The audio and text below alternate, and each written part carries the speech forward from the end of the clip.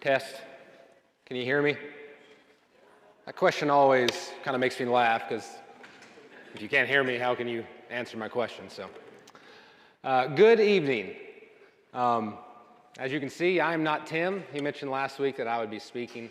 I kind of feel like things have come full circle in my life. I think I've told this story before, but I was first introduced to Mount Juliet. I went to Freed-Hardeman, and I was in a class with a lot of the guys from the youth group that I went there, Colton Shannon, Matt Collins, and them. And so weekends, we'd go to each other's hometowns, and I came here many times, and I really got to have a love for the church. And then when I graduated, I was living back in Murray County before I moved up to Nashville. There was a Wednesday night where I was too sick to attend church there at Sandy Hook, where my family goes. And so I was like, well, I'll turn on the Mount Juliet stream. And so I'm sitting there watching the auditorium class, which I have the pleasure to teach to tonight.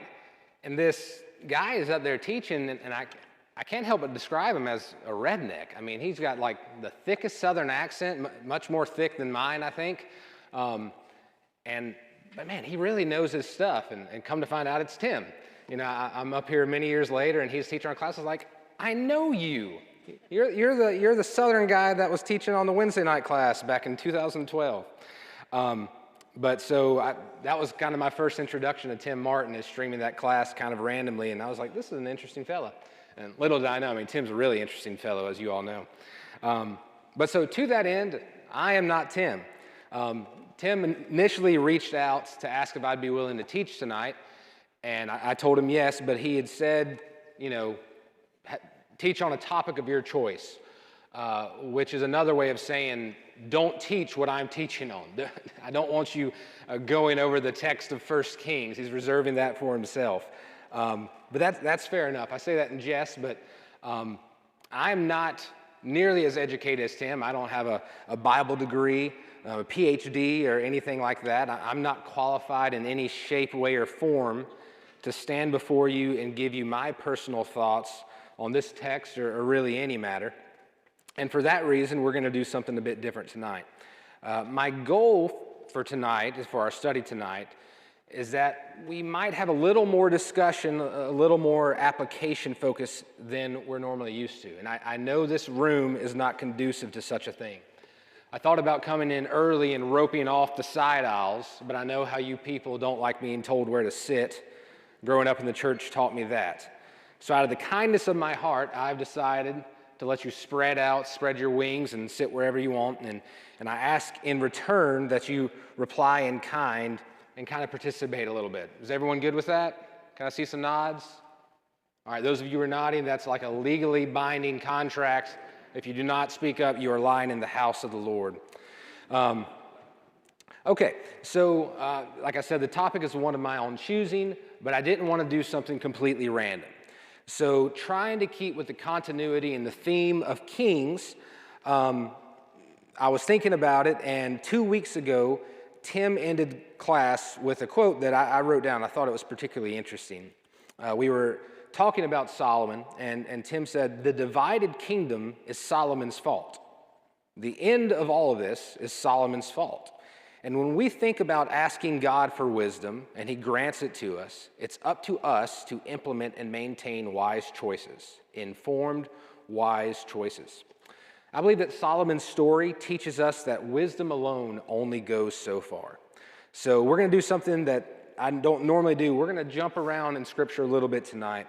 I'll be reading all the passages, so if you don't feel like opening there, that's fine. But if you do wish to follow along, we're going to start off in 1 Kings in chapter 3.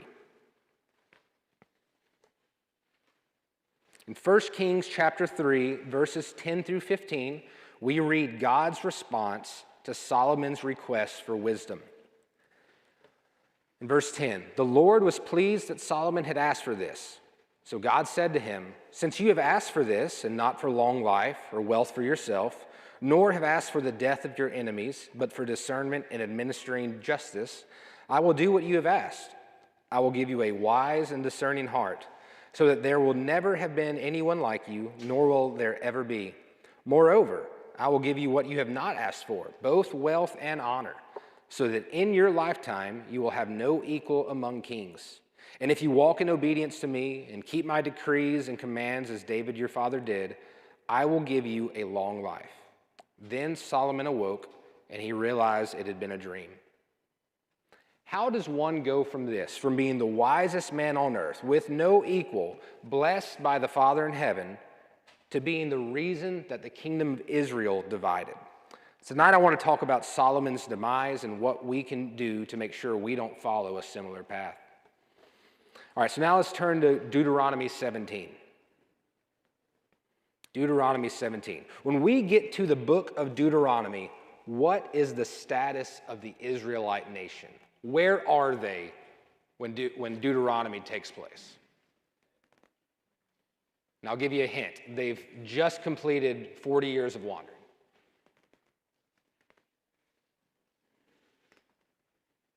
They're just outside Canaan land, the land of Moab, just east of the Jordan River.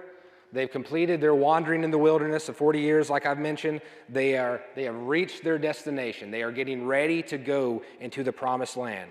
But before they take this land, Moses basically gives a sermon of instructions, touching on a number of topics. And in these sermons that he's speaking to them, we get to chapter 17, Deuteronomy 17, 14 through 20. Moses says, "When you enter the land the Lord your God has given you, and have taken possession of it and settled in it, and you say, 'Let us set a king over us, like all the nations around us,' be sure to appoint over you a king the Lord your God chooses. He must be from among your fellow Israelites. Do not place a foreigner over you, one who is not an Israelite. The king, moreover, must not acquire great numbers of horses for himself, or make the people return to Egypt to get more of them, for the Lord has told you, you are not to go back that way again. He must not take many wives, or his heart will be led astray. He must not accumulate large amounts of silver and gold. When he takes the throne of his kingdom, he is to write for himself on a scroll a copy of the law, taken from that of the Levitical priest. It is to be with him, and he is to read it all the days of his life, so that he may learn to revere the Lord his God and follow carefully all the words of this law and these decrees, and not consider himself better than his fellow Israelites and turn from the law to the right or to the left. Then he and his descendants will reign a long time over his kingdom in Israel. Then he and his descendants will reign a long time over his kingdom." It's what we call foreshadowing in the literary world.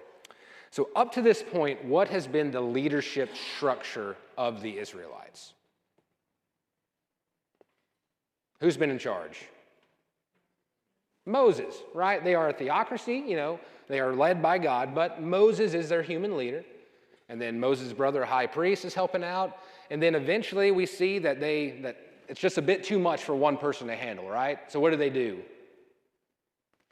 They appoint a number of elders, 70 in total, that are going to help Moses to be able to rule over these people and to make decisions and to deal with conflicts and whatnot. So for 40 years, the children of Israel have been led by Moses. They've had their ups and downs.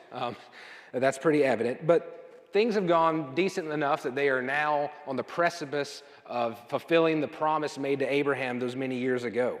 They are at the edge of Canaan.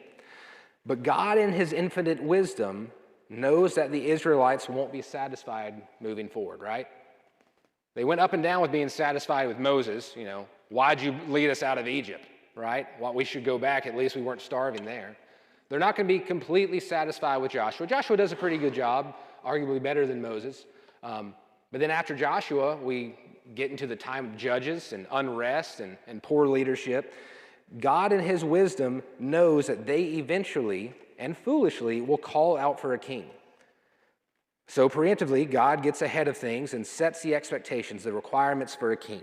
And in this passage, we see God gives several do's and don'ts for a king. So starting in verse 16, what are some of the don'ts we have here? Now, this is open book, so I'm going to make you answer on this one. Give me one of the don'ts that we see in Deuteronomy 17, verse 16. Don't get a bunch of horses. Thank you. And where are they not supposed to get them from? Egypt. All right. Why? Why would God say, don't accumulate horses and don't get them from Egypt? You guys like horses, right? I'm not much of a horse fan myself, but I hear people like them. Why wasn't the king supposed to build up a stable of horses? Say that again? Exactly. Horses and chariots represent military might in this time. And, and the king should not be putting his faith in his own military. Rather, his security should be in God's might. And also, why that part about Egypt? Why would they say that? This can be a guess. Exactly. They were slaves to the Egyptians for decades. They don't need to turn around and become a trade partner with them, and become reliant on them as a trade partner, and have need from the people that they just escaped from. It would have been a slap to God's face to the deliverance from Egypt. All right, thank you. All right, so that's the first don't. Don't get a bunch of horses. What's the second don't we see here? I'll give you a hint. Verse 17. Must not have many wives. Just good advice, right? Now, we know in ancient Near East culture that polygamy was common, but Israel was pretty unique in that monogamy was the recommendation. It wasn't, exclusively done, as we know, but it was the recommendation. But what was this commandment for? Why not get many wives? Why, particularly for the king, should the king not get many wives? Be led astray. The main idea here is that our inner circle matters, and we are easily influenced by those that we bring into our lives, least not of all our spouses, those that we're, sharing rooms with, sharing just each intimate moment of the day with. It's also worth mentioning that their views on marriage were incredibly different than ours, right? Like now we date, we look for the perfect spouse that completes us, and we can imagine getting along with them every day, brushing our teeth next to them every day.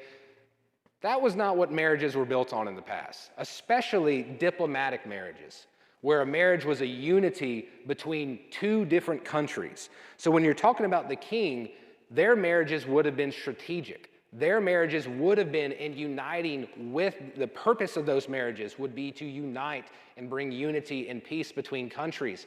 Countries that would have different religions, countries that would have different gods. The provision against marrying so many wives by default would include the idea of not bringing in idolaters. What's the last don't? Number 3, the third don't. We also see it in verse 17.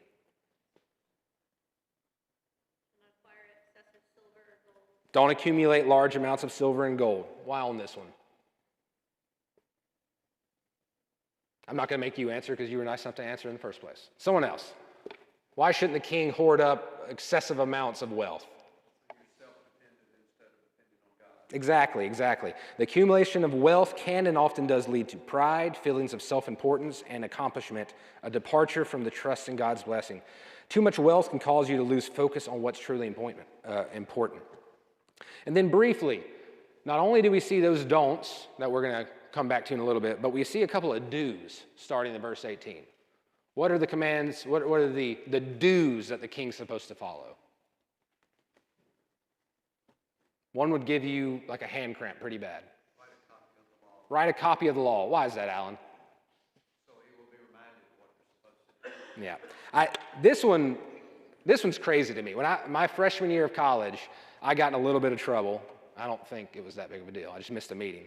And the dean of students made me do write-offs. I had to write the student handbook by hand. I thought I was done with write-offs when I got out of middle school. But anyway, I cannot imagine writing a copy of the law, especially back in this time. What were they supposed to do with that copy of the law? Someone else. Verse 19.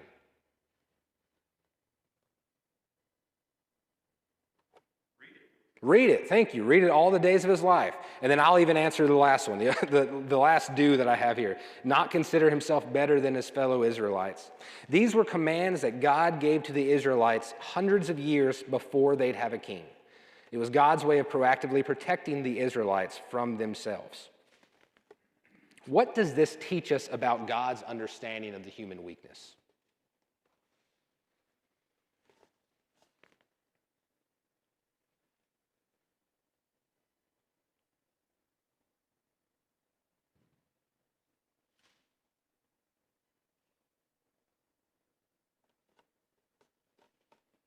I didn't know it would be this hard. God.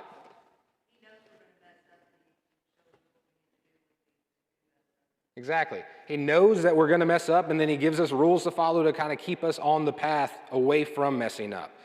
And he knew this was specifically important to give to a king. The king is the leader of the kingdom. This person is going to be the leader of the Israelites. Where their heart goes, where the king's heart goes, so do the children of Israel, the nation of Israel go. The king needs to be as spot on, as committed to God as possible if there's a chance that the nation is going to succeed. And as we know, as we've already read in Kings, that's not how things go. Okay, so we've established that God had already advised on the requirements of being a king. By the time Solomon takes the throne, you'd think he should be aware of those.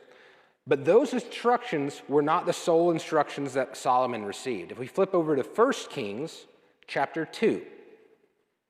1 Kings chapter 2, we read on his deathbed, basically. It's almost a deathbed confessional. David is speaking to Solomon. When the time drew near for David to die, he gave a charge to Solomon his son. I am about to go the way of all the earth, he said. So be strong, act like a man, and observe what the Lord your God requires. Walk in obedience to him and keep his decrees and commands, his laws and regulations as written in the law of Moses. Do this so that you may prosper in all you do and wherever you go, and that the Lord may keep his promise to me if your descendants watch how they live and if they walk faithfully before me with all their heart and soul, you will never fail to have a successor on the throne of Israel. There's that line again, right? If the king does what he's supposed to do, David's line will never fail to have someone on the throne. Like I said, these could basically be described as David's dying words. He instructs his son on how to live. And I love this line, be strong, show yourself a man, keep the charge of the Lord your God, walking in his ways. Like, I feel like that should be on a poster, right? Like we see those motivational ones, everyone has the, for I have great plans for you from Jeremiah, that we take out of context. But this one's a solid one. I think it would be good on someone's wall or on a team, like I imagine teams running out of the tunnel and slapping the motivational line. But in some ways, it's a paraphrasing of what we've just read in Deuteronomy 17 with the idea of writing and following the law given to them by God. And then he goes on to mention that promise made via Nathan that God had made. If David's descendants watch how they live, and if they live faithfully, the kingship of David's lineage will never be broken. Solomon had this warning made directly to him. The ball was in his court. So we see that Solomon was given direct instruction from his father, in addition to the literal law of God that Moses had given hundreds of years prior, pointed him in the right direction. So he had two different influences, God himself and his father, on him. What went wrong? What went wrong with Solomon? Last week we covered chapters 10 and 11. And I don't want to rehash that whole lesson, but I do want to point out something that I think is a bit ironic. So chapter 10 and 11 details the results of Solomon's wisdom, the riches and wealth and power and prestige that God promised in chapter 3. But I think there's something interesting about how it's listed. So I'm going to do a rather lengthy reading here, so bear with me. We're going to be in 1 Kings chapter 10. I'm going to start in verse 14. And I'm going to go ahead and read through chapter 11, verse 4. So bear with me. The weight of the gold that Solomon received yearly was 666 talents, not including the revenues from merchants and traders and from all the Arabian kings and the governors of the territories.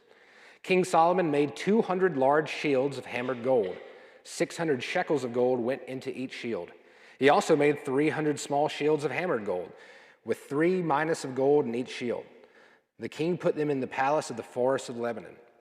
Then the king made a great throne covered with ivory and overlaid with fine gold. The throne had 6 steps, and its back had a rounded top. On both sides of the seat were armrests, with a lion standing beside each of them. 12 lions stood on the 6 steps, one at either end of each step. Nothing like it had ever been made for any other kingdom.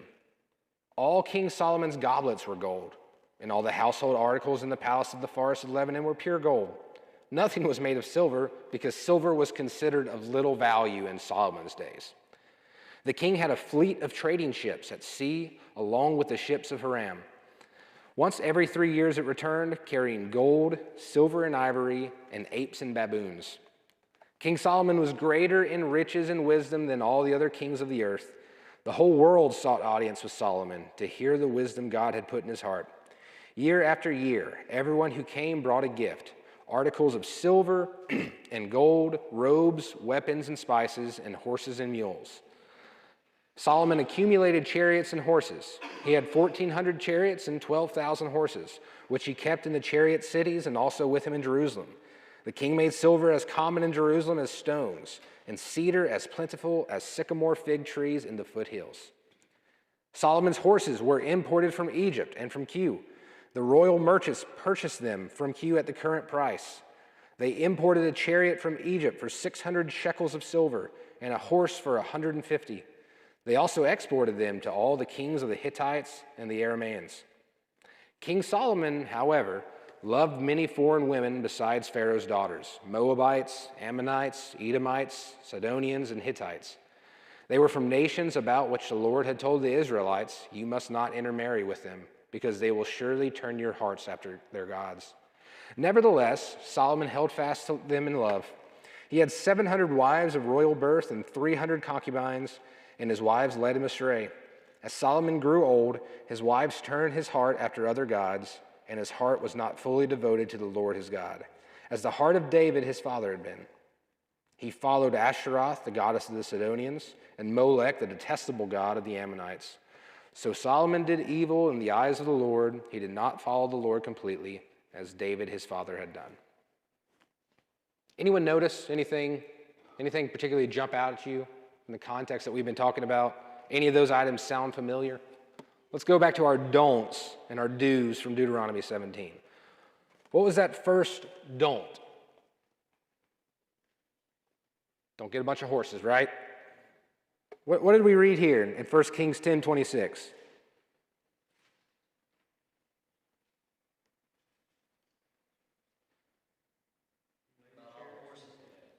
Exactly. Solomon accumulated chariots and horses. And where were they imported from? Egypt. Okay. Now, again, the focus here is arguably more dependent on Egypt becoming a trade partner, but it still shows that they were sourcing from Egypt. There's a pretty good chance that he was sending his people down into Egypt to go get these horses. But the idea being that Solomon had built up a strong military, which was not supposed to be his focus. All right, so we had that don't. Don't build up a big military. Don't get a bunch of horses, especially don't get them from Egypt. Solomon, wisest guy in all the land, says, you know what? I want a bunch of horses and chariots, and Egypt's got some really nice ones. So he pulls those into his stocks. What was the second don't about who we surround ourselves with? Don't take many wives. 1 Kings 11, 1-3, Solomon loved many foreign women. He had 700 wives of royal birth and 300 concubines. As we said a bit ago, the amount of undue influence that this put on him would have been insurmountable. And to that point, that is what we read. Where was it? His wives turned his heart after other gods, and his heart was not fully devoted to the Lord his God. What was that third don't that the king was supposed to abstain from? Yeah, I don't think I have to reread it all, right? Like, it's almost a full chapter of just bragging about how much wealth that Solomon had. 1 Kings 10:14, the weight of gold that Solomon received yearly was 666 talents, which is, likely metaphorical to represent more than we can even comprehend. And it goes on and on. He was told, however, since he didn't ask for anything but wisdom, he would be given wealth. You got my notes? You're kind of skipping ahead on me. We're going to come back to that. Thank you for that. All right, and so those are the don'ts.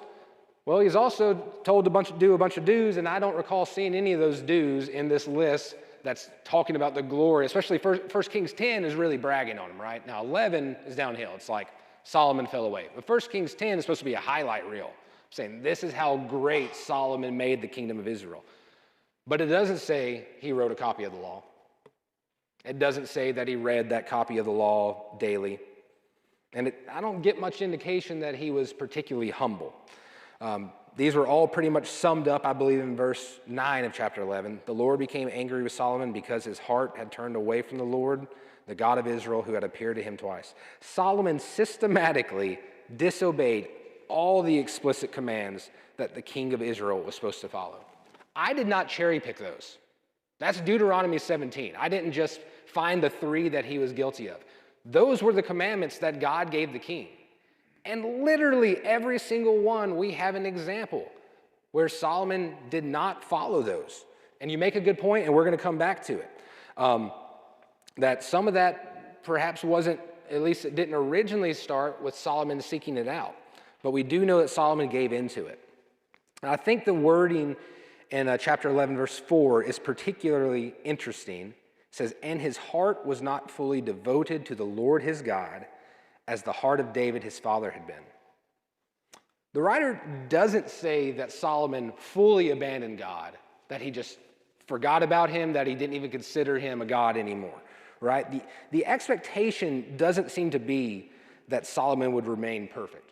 And in fact, we have a great example of that in his father, right? The man after God's own heart, who would be the first person to tell us he was not perfect. But the writer here says, as the heart of David his father had been. David was described as having a heart fully devoted to God, but that's not what we have for Solomon. Solomon's heart specifically was described as not being fully devoted to God.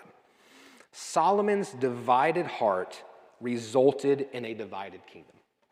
So I ask the question, was Solomon's fall gradual or sudden? Gradual, right? He started off pretty good. 1 Kings 3, he gets on the throne. Most people, whenever they first get on the throne, we were talking last week about Rehoboam. Like, what is his plan his first day on the throne? Talking about Rehoboam. This was last week. Come on. Right, yeah. He gets into office, and he's immediately like, okay, how can I make them respect me? How can I make them fear me? Solomon gets into office, and he's like, how can I help them? How can I be a good ruler to these people? And we go from that to a divided heart that ultimately divides the entire kingdom of Israel, the chosen people of God. With our remaining time, I want us to flip over and view this through a New Testament lens. Matthew chapter 6. Matthew chapter 6, we're going to be 19 through 34. It's the Sermon on the Mount. The words of Jesus: "Do not store up for yourselves treasures on earth, where moths and vermin destroy, and where thieves break in and steal.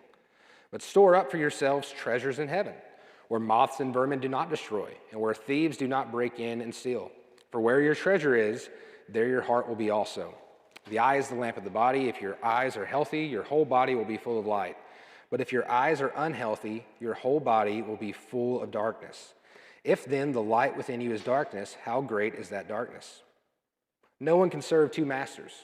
Either you will hate the one and love the other, or you will be devoted to the one and despise the other. You cannot serve both God and money.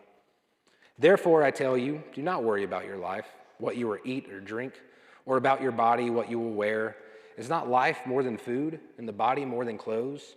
Look at the birds of the air. They do not sow or reap or store away in barns. And yet your heavenly Father feeds them. Are you not much more valuable than they? Can any one of you, by worrying, add a single hour to your life?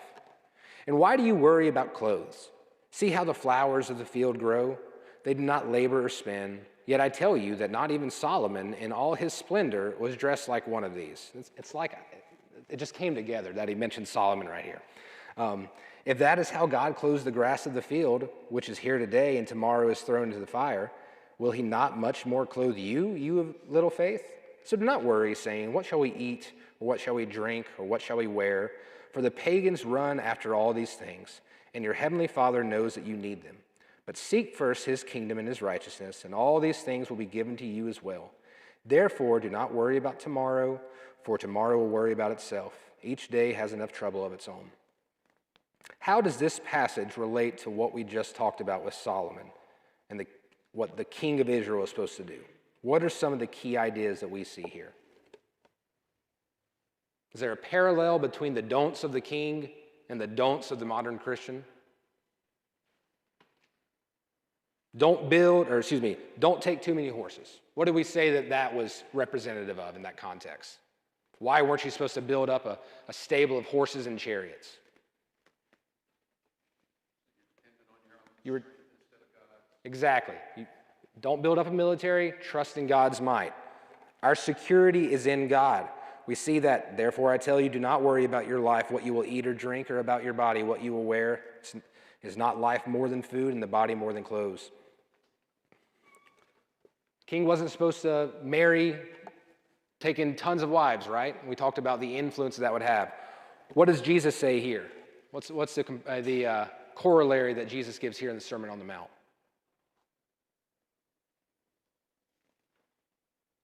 In verse 24. Sorry? Exactly. You can't serve two masters. The idea being that these foreign wives, they're going to come in and they're going to split your focus. They're going to divide your heart. You'll no longer be committed to God, to Yahweh. You're going to be somewhat committed to Him and to Molech and all these other ones, Asherah. Jesus tells us we can't serve two masters. What's that last one? What was the third don't that Solomon disobeyed?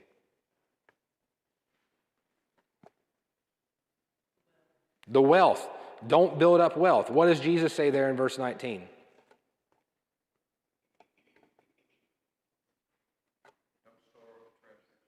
Don't store up for yourselves treasures on earth, but store up for yourself treasures in heaven. Where your treasure is, there your heart will be also. When we study the Old Testament and the children of Israel, I think it is so easy for us to look at them and say, how do you consistently make the same mistake? How do you get it so wrong? I mean, you're in the wilderness and you see every day there's food to eat that just magically appears. Like, if I woke up tomorrow and I was really hungry and I had food just sitting in my grass, and then it happened every day after that, I don't know if I'd ever forget that. I know it's coming from God because God tells me. How do I abandon God? How do I say I want to go back to Egypt? It's so hard to understand how whenever they go into the land of Canaan and they are drastically outnumbered and outsized, that somehow they're able to take this land, but then they don't finish the job. You had one job, take the land. You have the almighty God in heaven as your military might. There's no risk to you. It's literally the easiest conquest that any nation has ever had in the history of earth. But they don't finish it. And we read this stuff and we're like, how? How does that happen? How does the king have these explicit instructions? Don't get a bunch of wives, don't get a bunch of money, don't build up your military, and then he ignores it. And then I come to the book of Matthew and I read the words of Jesus, and he tells me the same exact stuff. And I'm pretty sure that someone's looking back at my life saying, how, Lance? How did you miss this? How did you get it wrong? He's saying it right here. How many times has he been with you whenever you needed it? How many times have you seen his hand working in your life? How are you abandoning him in this moment? We're in the same boat. We have the words of God guiding us. We have the words of Jesus here in this passage. Solomon had the words of God and the words of his father. We have Jesus. When we allow our focus to be split among several things, among several priorities, we lose track of what's truly important. And that's what all this is, the treasures in earth. We're focusing on the things here as opposed to what's in heaven. We're focusing on our undue influences that don't lead us to God instead of focusing on God. We're focused on our security and whether or not we're going to be okay instead of trusting in God. We're splitting our focus, right? There's a pretty famous verse that a lot of you probably have memorized in James. Is it ringing any bells to anyone? James chapter 1, verse 8. Anyone know it? I know some of you've got the King James version memorized, right? A double-minded man is unstable in all his ways. The NIV says in James chapter 1, verse 8, such a person is double-minded and unstable in all they do. What's particularly interesting about that, just show of hands, does anyone else know that verse? James 1:8? Okay. What's particularly interesting about that verse, a double-minded man is unstable in all his ways, is that passage actually begins with the pursuit of wisdom. If you go back and begin with verse 5 and go through verse 8, it says, if any of you lacks wisdom, you should ask God, who gives generously to all without finding fault, and it will be given to you. But when you ask, you must believe and not doubt, because the one who doubts is like a wave of the sea, blown and tossed by the wind. That person should not expect to receive anything from the Lord. Such a person is double-minded and unstable in all they do. The word here for double-minded, I can't pronounce it, the Greek word. It literally means two-souled or two-spirited. It is someone who has divided loyalties, divided beliefs, divided pursuits, divided passions. It's the exact same concept that we've looked at with Solomon. How does one become a double-minded person? That's the question, right? How did Solomon become a double-minded person? That idea of double-minded, kind of similar to the concept of a divided heart. How does one do that? And so that's the open question. How does one get to that point? I don't know if this is the answer you're looking for, but a wise man told me one time that almost all sin comes back to one thing, and that's selfishness. And, we go through chapter 10 here, and we talk about all the things that he has, and all he possesses, and all the power that he has.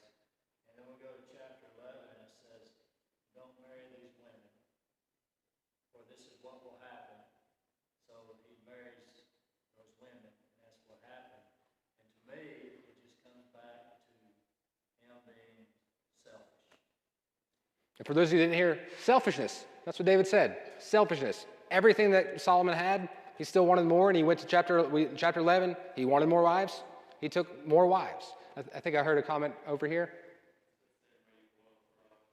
Same way you boil a frog. Slowly do it a little bit at a time. Does that actually happen? Okay, I've never known these people to boil frogs, but to each their own. But yeah, I mean, that's go back to the question I asked. Do we think Solomon's demise, his descent, was gradual or sudden?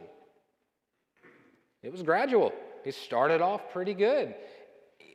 He wrote a lot of good things in Ecclesiastes, right? Like, it seemed like he was passionate about God for a while there. I would say that there was a part of him that was still somewhat passionate about God towards the end. But that passion was split, among other things, because he had a divided mind, he had a divided heart. So what does a life of focusing on treasures in heaven look like? That's what Jesus says here. Focus your mind on treasures in heaven, not on things of earth. What does that look like in 2025?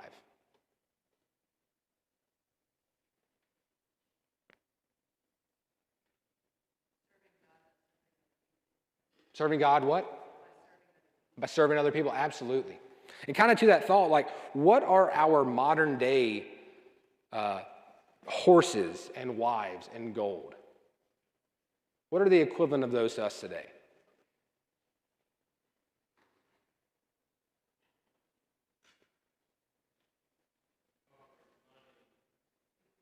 Various possessions, and it goes back to the idea of selfishness, like what we have is not enough. This concept of focusing your I feel like I got the words wrong a minute ago. Store up for yourselves treasures on earth, where for where your treasure is, your heart will be also. Man, that's so hard, especially in our kind of consumer-driven culture, especially in like a culture where everything you have is, I mean, it's same-day shipping right away, right? And if that's not even fast enough for you, you can probably order it and get it, if you up it to $25 or whatever, you can get it in the next hour. Like, that's pretty nice. We give into this idea of things.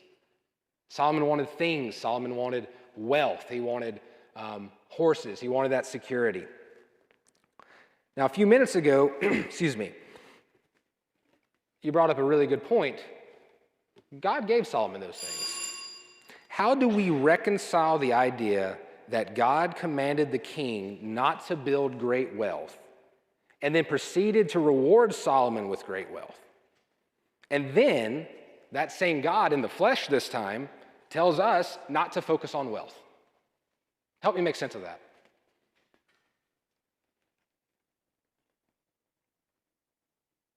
I guess God will give us what we need. He'll give us what? God will give us what we need. We don't need the excess, even though He gave it to Solomon. God will give us what we need, but we don't need the excess like he gave to Solomon. Yeah?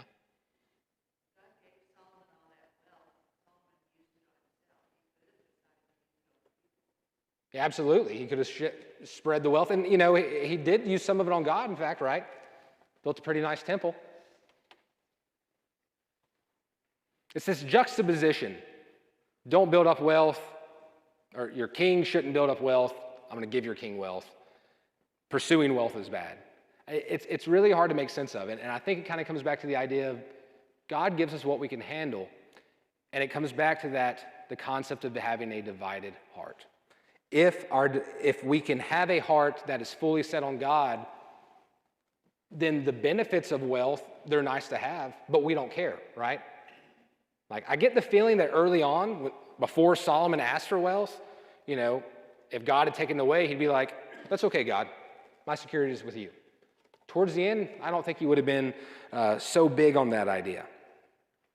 Kind of going along that line, how could someone so famed for their wisdom possibly fail? Like, my question is really like, what was Solomon's wisdom? In 1 Kings 3:12, God said to Solomon, I will do what you have asked. I will give you a wise and discerning heart, so that there will never have been anyone like you, nor will there ever be. Solomon was given a wise and discerning heart. So, how did he get to where he was if he's the wisest person in the world?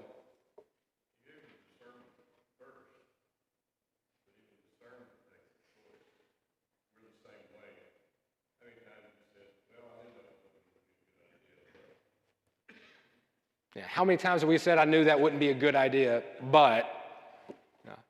Yeah, absolutely, Greg. Go on. I'm saying we do it anyway. Yeah. Distractions, and like David was saying, a lot of us, our focus changes. It starts, well, I know it's not supposed to be, but I really want that. Right. Growing up in the church, you probably hear about wisdom more than outside the church, I'm going to guess. That word wise isn't really used all that much. And so we have a pretty good idea of wisdom. Like, how do we differentiate wisdom from knowledge? Wisdom is how you use the knowledge. Yes, I agree with that. So Solomon had knowledge. And here we read that Solomon also had wisdom. He had the ability to use that knowledge. And his selfishness, as David said, his desires led him to just ignore it. And it comes back to that spiritual discipline, that divided heart that Solomon had prevented him from taking advantage of that wisdom. And the overarching idea here, and we're wrapping up, is that I believe that each of us has a level of understanding of what God wants, a level of understanding that is sufficient enough to get us to heaven and to follow it.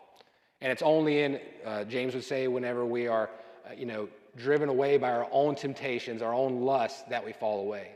Solomon is the best example of someone who had all the tools, and he still wasn't disciplined enough to be able to stick with it and to keep the kingdom of Israel together, right? If Solomon can't keep an undivided heart, what hope can we have when we let these other things seek in?